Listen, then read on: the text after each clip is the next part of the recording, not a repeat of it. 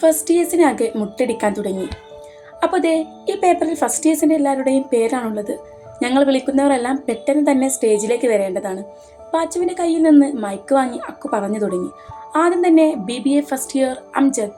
തൻ്റെ പേരുകൾക്ക് അംജദ് രേളിയോടെ എഴുന്നേറ്റ് സെലിബ്രിറ്റികളെ പോലെ എല്ലാവർക്കും കൈവീശി കാണിച്ചു സ്റ്റേജിലേക്ക് കയറിപ്പോയി.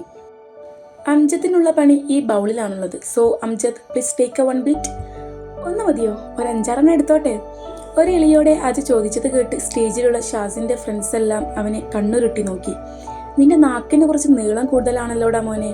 അക്കു അവനെ നോക്കി ഗൗരവത്തിൽ പറഞ്ഞതും അജു ഒന്ന് ഇളിച്ചു കാട്ടി. അതെന്നെ, നീ ആൾ കൊള്ളാലോടാ, എന്നേക്കാൾ വലിയ വീരനോ? പാച്ചു അജുവിനെ അടിമുടി നോക്കി. പാച്ചുവിനോട് മത്സരിക്കാൻ ഒരാളായി.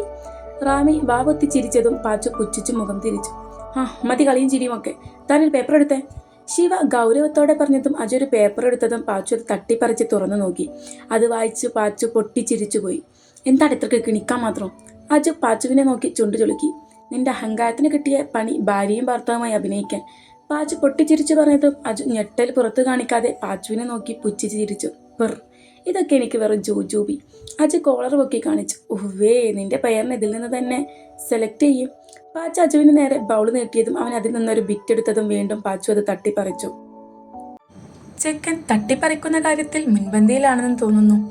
വാവ്, അംജദിന്റെ പേർ BBA first year Rania. Pachu വിളിച്ചു പറഞ്ഞത് കേൾക്കെ പാച്ചുവിനെ വായി നോക്കിയിരുന്ന റീനു ഞെട്ടലോടെ ചാടി എഴുന്നേറ്റു. ഔഫ്, നീയാണല്ലേ, ബാ സ്റ്റേജിലേക്ക് വന്നിട്ട് അംജദിനെ സഹായിക്കും. പാച്ചു കളിയാക്കി പറഞ്ഞതും അജു മുഖം തിരിച്ചു നിന്നു. റീനു സ്റ്റേജിലേക്ക് കയറിയതും അജു അവളെ നോക്കി. ജീവ. സെയിൻ തന്റെ ക്യാബിൻ വിട്ടിറങ്ങിയതും അവിടെ നിൽക്കുന്ന ജീവയെ വിളിച്ചു. Yes sir. Did you contact ആസാസ് കമ്പനി? സെയിൻ ജീവയെ നോക്കി പിരികമേർത്തി. Yes sir. What did they say? നാളെ വൈകുന്നേരത്തിനുള്ളിൽ മിസ്സിംഗ് ആയ പെൺകുട്ടിയെ കണ്ടെത്തി തരാമെന്ന് പറഞ്ഞു. ആരാ കോൾ അറ്റൻഡ് ചെയ്തത്? Boy or girl? ബോയ്. ജീവയുടെ മറുപടി കൊന്ന് മൂളിയവൻ പുറത്തേക്ക് നടന്നു. ഹൂ ഈസ് ആസ? ആരാണ് അവളെന്ന ചോദ്യം ഇന്ന് എല്ലാവരിലും നിറഞ്ഞു നിൽക്കുന്ന സംശയമാണ്. ആ ചോദ്യത്തിന്റെ ഉത്തരം തേടി ഒരുപാട് പേര് നടന്നു എന്നല്ലാതെ ഇന്ന് വരെ ആർക്കും ആസയെ കണ്ടെത്താൻ സാധിച്ചിട്ടില്ല. ആരാണ് അവൾ? എന്താണ് അവൾക്ക് വേണ്ടത് എന്നൊന്നും അറിയില്ല. പക്ഷേ ഇന്ന് ലോകം മുഴുവൻ അവളെ അറിയും. അതൊരു പെണ്ണാണോ എന്ന് പോലും ആർക്കും അറിയില്ല. കാരണം ആസയെ ആരും കണ്ടിട്ടില്ല. പെണ്ണാന്ന് വിശ്വസിക്കുന്നത് പോലും DGP സാർ പറഞ്ഞിട്ടാണ്. സെയിൻ ഒന്ന് വിശ്വസിച്ചു. ഇന്നെന്തോ മനസ്സ് മുഴുവൻ ആസയാണ്. എന്തിനാണ് താൻ അവളെക്കുറിച്ച് എപ്പോഴും ചിന്തിച്ചുകൊണ്ടിരിക്കുന്നത് എന്ന് അവന് പോലും മനസ്സിലായില്ല. കെട്ടിയോനെ? റീനു വിളിച്ചത് കേട്ട് അജു അന്തം വിട്ട് അവളെ നോക്കി. കോപ്പേ, നിന്നെയാ വിളിച്ചത്. റീനു അജുവിന്റെ മുമ്പിലേക്ക് നിന്ന് പറഞ്ഞതും അജു എന്നെയോ എന്ന എക്സ്പ്രഷനിൽ അവളെ നോക്കി. ഈ കണാപ്പനെയാണോ ഞാൻ ഹെൽപ്പാക്കേണ്ടത്? സോറി ബ്രോ, ഈ കിളിയില്ലാത്തവനെ ഹെൽപ്പാൻ എന്നെ കൊണ്ട് വയ്യ. റീനു പല്ലു കടിച്ച് അജുവിനെ നോക്കിക്കൊണ്ട് പാച്ചുവിനോട് പറഞ്ഞതും പാച്ചുവിന് ചിരി വന്നു. കിളിയില്ലാത്ത അംജദ്, ഞങ്ങൾ തന്ന ജൂജുബി പണി എന്തേ സാറിന് ചെയ്യാൻ പറ്റിയില്ല? പാച്ചു വാപ്പൊത്തി ചിരിച്ചോണ്ട് അജുവിനെ നോക്കി. ശരിക്ക് അപ്പോഴാണ് അജുവിന്റെ കിളികളെല്ലാം കൂട്ടിൽ കയറിയത്. കിളിയല്ലാത്തവൻ നിന്റെ വാപ്പ സാലിമ്. അജു പല്ല് കടിച്ച് പറഞ്ഞതും പാച്ചു അവനെ കണ്ണിരട്ടി നോക്കി. അരേ വാ, അവന്റെ വാപ്പാന്റെ കറക്റ്റ് നെയിം നിനക്ക് ഇവിടുന്ന് കിട്ടി? കെവി അജുവിനെ നോക്കി കണ്ണുവിടർത്തി. സ്വന്തം മൂത്താപ്പാന്റെ പേര് അറിയാത്തവനൊന്നും അല്ല ഇവൻ. പാച്ചു കടുപ്പിച്ച് പറഞ്ഞതും അവരെല്ലാം കിളി പാറി അജുവിനെയും പാച്ചുവിനെയും നോക്കി. യു മീൻ ഉപ്പാന്റെ ഏട്ടൻ? റാമി നെറ്റി ചൊളിച്ച് പാച്ചുവിനെ നോക്കി. എൻ്റെ ഉപ്പാന്റെ അനിയന്റെ മോനാണ് ഈ നിൽക്കുന്ന അംജദ്. അതന്നെ, ഈ നിൽക്കുന്ന മൃഡം പാച്ചു എൻ്റെ മൂത്താപ്പന്റെ മോനായിപ്പോയി. ഇല്ലേ, എപ്പോഴോ തല്ലിക്കൊന്നേണ് ഞാൻ. അജു മൂക്കൊന്ന് ചീറ്റി പാച്ചുവിനെ നോക്കി. വെറുതെ അല്ല, നിന്നെ പോലെ അരവീരി ലൂസ്. അക്കു പാച്ചുവിനെ നോക്കി വാ പൊത്തി ചിരിച്ചതും പാച്ചു ചുണ്ടു കളിക്കി. അതെ റീനു, ഒന്നുകൂടെ അഭിനയിക്കട്ടോ. അന്നേരം ഞാൻ ആദ്യം ഒരാള് കെട്ടിയോനെ എന്ന് വിളിച്ച ആ ഫീലിൽ കടല് കടന്ന് ദുബായ് മുഴുവൻ ചുറ്റിക്കറങ്ങി വിമാനത്തിൽ കയറി നാട്ടിലെത്തിയായിരുന്നു. അജു പറഞ്ഞത് കേട്ട് അവരെല്ലാം തൊള്ളയും തുറന്നു അവനെ നോക്കി. പാച്ചുവാണേൽ ഇതൊക്കെ എത്ര കണ്ടതാ എന്ന എക്സ്പ്രഷനിലും.